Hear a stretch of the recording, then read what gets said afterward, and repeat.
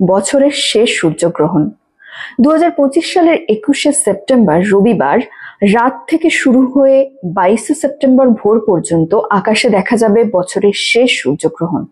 তবে ভারতের মানুষ এই বিরল জ্যোতির্বৈজ্ঞানিক দৃশ্য উপভোগ করতে পারবেন না, কারণ এই গ্রহণ ভারতবর্ষ থেকে দৃশ্যমান হবে না। তবুও ভারতীয় সময় অনুযায়ী সূচি জানা অত্যন্ত গুরুত্বপূর্ণ।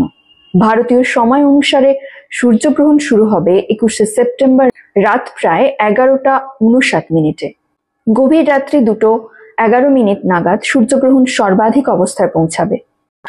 এরপর ধীরে ধীরে চাঁদের ছায়া সরে যাবে এবং গ্রহণ শেষ হবে 22শে সেপ্টেম্বর ভোর 4:23। মোটামুটি 4 ঘন্টারও বেশি সময় ধরে এই আংশিক সূর্যগ্রহণ আকাশ জুড়ে চলবে।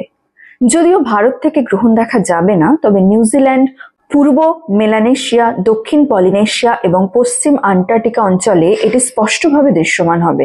যেসব অঞ্চলে সূর্যগ্রহণ দেখা যাবে সেখানে সূর্যের একটি অংশ চাঁদের ছায়ায় ঢাকা পড়বে।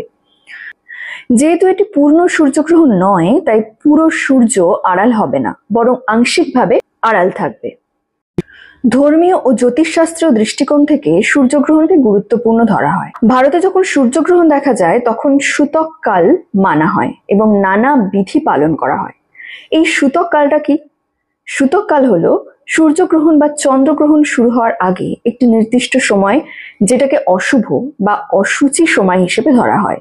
এই সময়ে কিছু কাজ নিষিদ্ধ বা পরিহার করার পরামর্শ দেওয়া হয়। তবে এবারের ক্ষেত্রে সূর্যগ্রহণ ভারত থেকে দৃশ্যমান না হওয়ায় সূতককাল কার্যকর হবে না। তবুও অনেকের বিশ্বাস সূর্যগ্রহণের সময় মানসিক প্রশান্তির জন্য প্রার্থনা, জপ বা ধ্যান করা শুভ বলে মনে করা হয়। সর্বোপরি বলা যায়, এই গ্রহণ ভারতের মানুষ প্রত্যক্ষ করতে না পারলেও জ্যোতির্বিজ্ঞানের দৃষ্টিতে এটি বিশেষ তাৎপর্যপূর্ণ।